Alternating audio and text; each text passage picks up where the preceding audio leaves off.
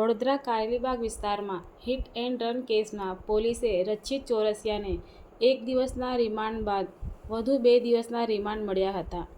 આજે 2 દિવસના રિમાન્ડ પૂરા થતાં રચિત ચોરસિયાને ચુસ્ત પોલીસ બંદોબસ્ત વચ્ચે અદાલતમાં રજૂ કરવામાં આવ્યું હતું.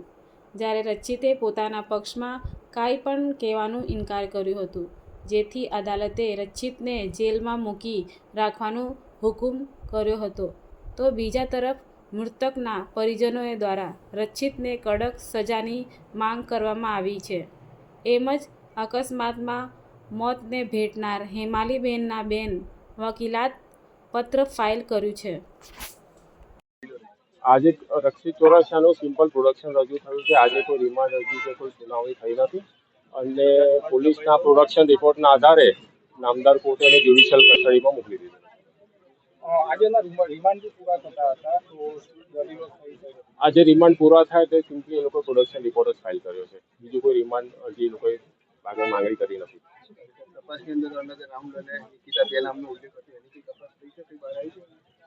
એ તો પોલીસ જ કહી શકે કે એમાં શું આવી શક્યું છે, એ મને નહીં ખબર પડે.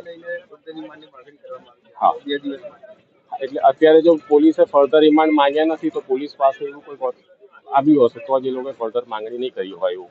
બાકી અત્યારે એમની પાસે શું આવ્યું છે શું નથી મને